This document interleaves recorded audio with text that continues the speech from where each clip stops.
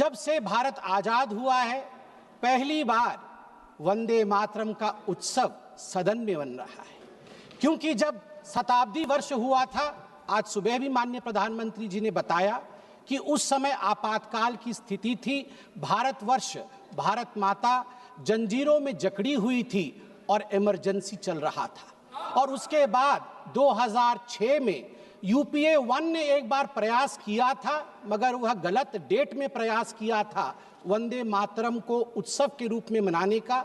तो सही मायने में देखा जाए तो आज का दिन पहली बार हिंदुस्तान, आजाद हिंदुस्तान के सदन के सभागृह में समगच्छध्वं संवदध्वं संभो मना, अर्थात सभी एक साथ, एक मन के साथ, एक आवाज में एक साथ चलते हुए वंदे मातरम का उत्सव मना रहे हैं।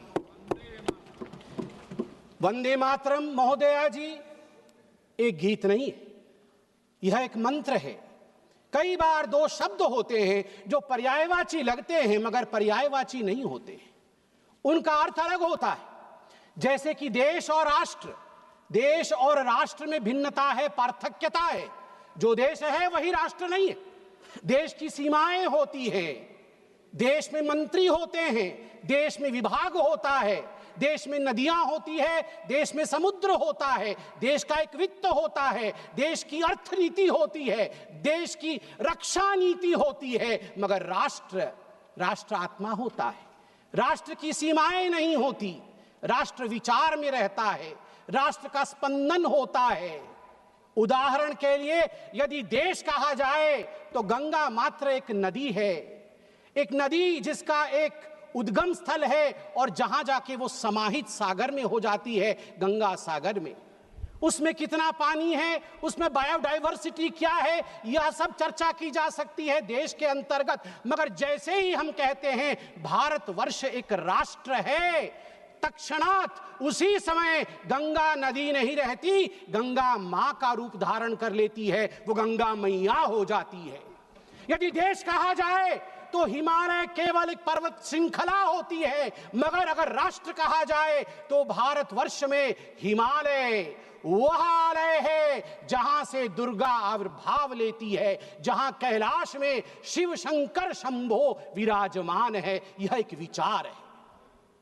ठीक उसी प्रकार जिस प्रकार देश और राष्ट्र में पार्थक्यता है, गीत और मंत्र में पार्थक्यता है।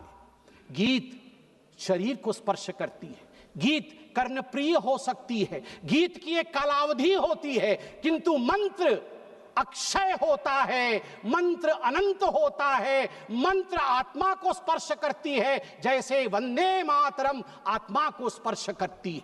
और अभी बांसुरी जी ने भी बताया और सभी ने बताया, 7 नवंबर 1875 को जब वंदे मातरम लिखा गया, वह तिथि थी अक्षय नवमी की, जिसको आंवला नवमी भी कहते हैं।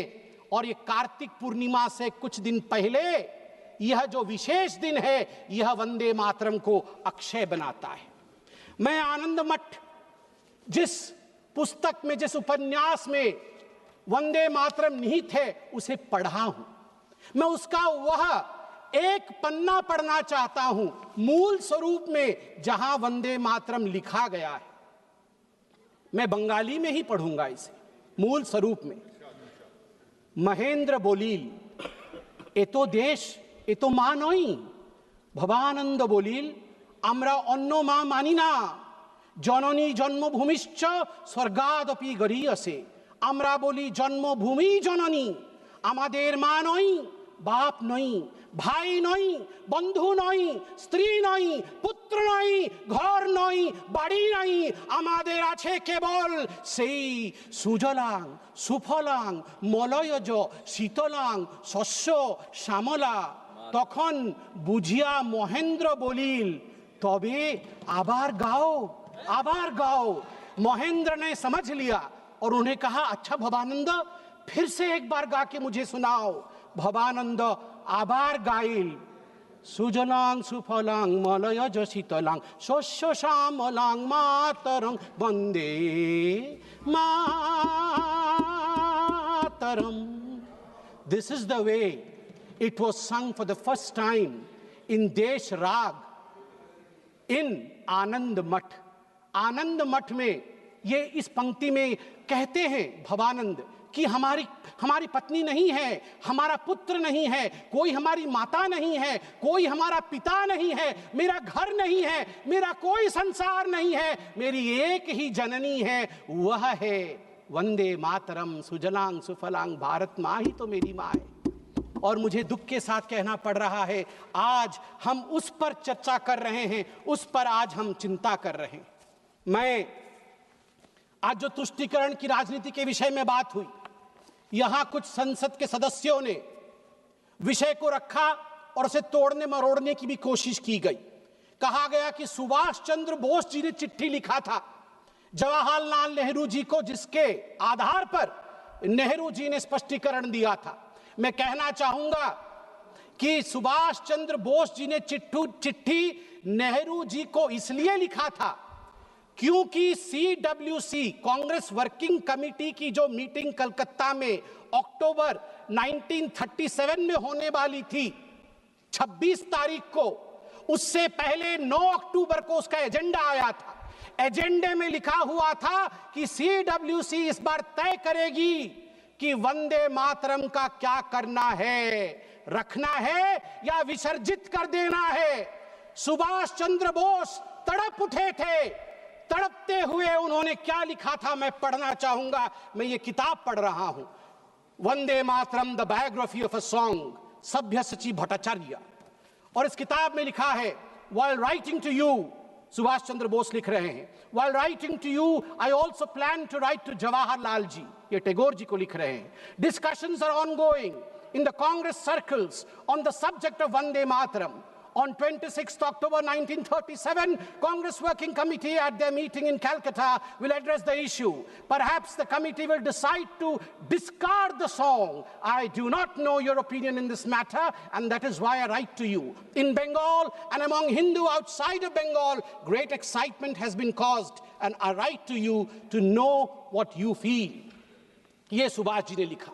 अब मैं यहां पे उद्धृत करूंगा पंडित नेहरू ने क्या क्या कहा है वंदे मातरम के लिए। ये सब कुछ इस किताब में है, ऑन रिकॉर्ड मैं पढ़ रहा हूं। Nehru had only recently read the novel आनंद मठ only 6 days before the working committee meeting. केवल 6 दिन पहले उन्होंने आनंद मठ आनंद फानन में पढ़ लिया। उसके बाद नेहरू ने चिट्ठी लिखा। Nehru writes on 20th October 1937, quote, I have managed to get an English translation of Anand Math, and I am reading it at present to get the background of the song. It does seem that this background is likely to irritate the Muslims. I do not understand it without the help of a dictionary.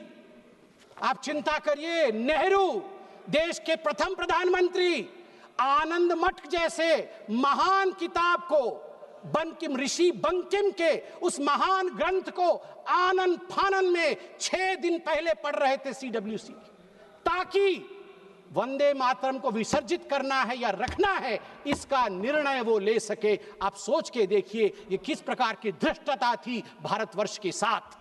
और नेहरू जी कहते हैं मैं तो dictionary के बगैर वंदे मातरम समझ भी नहीं सकता हूं। एलओपी का भी वही हाल है, एलओपी का भी वही हाल है, तभी आज वो नदारत है। बिना डिक्शनरी के ये वंदे मातरम क्या है समझ भी नहीं सकते हैं। धन्यवाद है माननीय प्रधानमंत्री जी का आज मौका दिया है। कुछ लोग घर में डिक्शनरी पढ़ पढ़ के आके भाषण तो किया है उन्होंने, वरना अभी तक वंदे मातरम का अर्थ भी नहीं समझ में आता। आगे नेहरू जी क्या कहते हैं मैं आपको पढ़ के सुनाऊंगा। नेहरू जी के सब कुछ कहने के बाद कांग्रेस वर्किंग कमेटी की मीटिंग होती है। रिजोल्यूशन मेरे हाथ में है इस किताब में। कांग्रेस वर्किंग कमेटी की जो रिजोल्यूशन है वंदे मातरम को लेके, उसमें बहुत कुछ है, मैं कुछ पोर्शन पढ़ रहा हूं। The other stanzas of the song are little known and hardly ever sung. They contain certain allusions and a religious ideology which may not be in keeping with the ideology of other religious groups in India. The committee recognizes the validity of the objections raised by the Muslim friends to certain parts of the song. While the committee have taken the note of such objections, insofar as it has intrinsic value, the committee wishes to point out that the modern evolution of the use of song as part of national life is of infinitely greater importance. That, मैं आगे पढ़ता हूँ इसमें से, taking all things into consideration, therefore, the committee recommended that whether the Vande Mataram is sung at national gatherings, only the first two stanzas should be sung with perfect freedom to organizers to sing any other song of an unobjectionable character. मतलब उनके मन में था कि Vande Mataram objectionable है और organisers के ऊपर छोड़ दिया गया कि आप कोई और गाना भी गा सकते हैं जो कि अनऑब्जेक्शनेबल नहीं है। बार बार आप देखिए नेहरू जी का क्या कहना है। नेहरू जी चिट्ठी लिखते हैं सरदार जाफरी को। Nehru told Sardar Jafri that the song contains too many difficult words which people do not understand and the ideas it contains, मैं रिपीट कर रहा हूं, इसे ध्यान से सुना जाए, नेहरू कह रहे हैं, and the ideas it contains are also out of keeping with the modern notions of nationalism and progress. Vande Mataram में नेहरू कहते हैं जो आइडियाज निहित हैं वो मॉडर्न इंडिया के आइडिया नहीं है, वो मॉडर्न नेशनलिज्म के आइडिया नहीं है। इसलिए मैं चिंता में हूं कि मुझे वंदे मातरम को रखना है या नहीं रखना है। आप सोच कर देखिए, देश के पहले प्रधानमंत्री जिसके विषय में अभी माननीय प्रियंका जी ने भी बहुत कुछ बताया कि once and for all Nehru ji के ऊपर चर्चा हो जाए। अगर once and for all Nehru ji के ऊपर चर्चा हो गई तो फिर मैं यही कहूंगा कई लोगों के लिगेसी को दबा करके नेहरू की लिगेसी बनाने की चेष्टा की गई है। सरदार पटेल की लिगेसी को दबाया गया है, यहां तक दबाया गया कि जब सरदार पटेल की अंतिम संस्कार का समय आया तब नेहरू जी ने मना कर दिया था अपने कैबिनेट के कोलीग को कि कोई भी सरदार पटेल के अंत्येष्टि में ना जाए। इससे खराब और क्या हो सकता है, इससे खराब और क्या हो सकता है। केवल सरदार पटेल नहीं, बंगाल सुने आज और ओडिशा भी सुने, क्योंकि सुभाष चंद्र बोस ओडिशा के भी बेटे हैं और बंगाल के भी बेटे हैं। सुभाष चंद्र बोस के लेगेसी को कांग्रेस पार्टी और नेहरू ने दबाया और आज प्रियंका जी ने कहा कि अहंकार हो गया है इन नेताओं में, अहंकार हो गया है जो इतने बड़े बड़े लोगों के लिए ऐसे शब्दों का प्रयोग करते हैं। मैं कहना चाहूंगा आदरणीय प्रियंका जी से, प्रियंका जी अहंकार किसके पास था, किस सरकार में था? एनसीईआरटी के 2012 के हिस्ट्री के किताब में देखिए, वो जो कार्टून है जिस कार्टून में एक केंचुए के ऊपर बाबा साहेब अंबेडकर बैठे हुए हैं, केंचुए में लिखा हुआ है कॉन्स्टिट्यूशन ऑफ इंडिया और पीछे हंटर लेके बाबा साहेब को कोड़े मार रहे हैं पंडित जवाहरलाल नेहरू। ये एनसीईआरटी के किताब में नेहरू को बड़ा और बाबा साहेब अंबेडकर को छोटा दिखाने के लिए कांग्रेस पार्टी ने किया था। और की हिम्मत है कि कहते हैं कि हम अहंकारी है। बाबा साहेब अंबेडकर को जो कोड़े मारने के कार्टून को एनसीईआरटी के किताब में छाप सकता है, मैं उनसे पूछता हूं कि आप अहंकारी हैं या हम अहंकारी हैं। तीसरा विषय यहां पर मैं रखना चाहूंगा कि आज in a cartoon also you cannot insult Baba Saheb Ambedkar. I'm sorry that you feel that we can insult Baba Saheb Ambedkar. In a cartoon also you cannot. आज मैं कोट करना चाहूंगा श्री अरविंदो को, श्री अरविंदो जी को कोट करना चाहूंगा। महर्षि अरविंद कहते हैं जब उनसे उनके शिष्य ने पूछा कि कांग्रेस पार्टी ने कई पैराग्राफ हटा दिए, केवल 2 स्टैंजा ही रखा है, दुर्गा नाम था उसमें, सरस्वती जी का वर्णन था इसलिए हटा दिया गया। तो अरविंदो जी 1939 में झन्ना जाते हैं और अपने शिष्य को कहते हैं, मैं कोट कर रहा हूं, अंग्रेजी में ही कहा था, अंग्रेजी में बोलता हूं। Sir Aurobindo commented, but it is not a religious song. It is a national song, and the Durga spoken of is India as the mother. Why should not the Muslims accept it? In the Indian concept of nationality, the Hindu view would naturally be there. If it cannot find a place there, the Hindus may as well be asked to give up their culture in future. उन्होंने कहा कि क्यों जो दुर्गा लिखा गया है वंदे मातरम में, उसमें अगर हिंदू व्यू भी है तो इतना कॉम्प्रोमाइज करके घबराने की क्या बात है? स्वाभाविक है, ये भारतवर्ष है, इस भारतवर्ष में हिंदू व्यू आएगा ही, सनातन का व्यू आएगा ही। क्यों नहीं आए? क्यों नहीं आए? अनादि काल से जो गंगा अविरल बह रही है, जो विचारधारा अविरल बह रही है, उस विचारधारा को हम एपोलोजेटिक होके, हम शर्मिंदा होके खंडित क्यों करें? महात्मा गांधी क्या कहते हैं वो भी सुन लेते हैं। महात्मा गांधी कहते हैं, no matter what its source was and how and when it was composed, it has become a most powerful battle cry among the Hindus and Muslims of Bengal during the partition days. It was anti-imperialistic cry. As a lad, when I knew nothing of Ananda Matha or even Bankim, its immortal author, Vande Mataram, had gripped me, and when I first heard it, sung it, it had enthralled me. I associated the purest national spirit with it. It never occurred to me that it was a Hindu song or meant only for the Hindus. Unfortunately, now we have fallen on evil days. Madam, ab 2 minute lunga. Unfortunately, now we have fallen on evil days. Tvam hi Durga dashapraharana dharini kamala kamal dala viharini वाणी विद्यादायिनी नमामि त्वां नमामि कमलाम अमलांग तुलांग सुजलांग सुफलाम मातरम वंदे मातरम। बंगाल के मेरे साथी बैठे हैं। अंत में बंगाल के मेरे साथियों से मैं कहना चाहूँगा, अगर माँ दुर्गा का नाम लेना सांप्रदायिकता है, बंगाल और उड़ीसा हम सब एक संस्कृति, महाप्रभु जगन्नाथ जी को मानने वाले लोग हैं।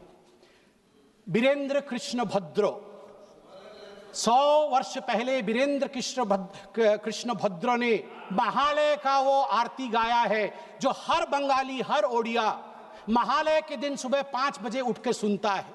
उसमें वीरेंद्र कृष्ण भद्र कहते हैं, त्वं स्वाहा त्वं स्वधा त्वं हि वषट्कार स्वरात्मिका स्वधा त्वं शरे नित्ये त्रिधा मात्रामिका स्थिता अर्धमात्रा स्थिता नित्या यानुचर्या विशेषतः त्वमेव संध्या सावित्री त्वं देवी जननी परा। हे माँ, तू ही जननी है।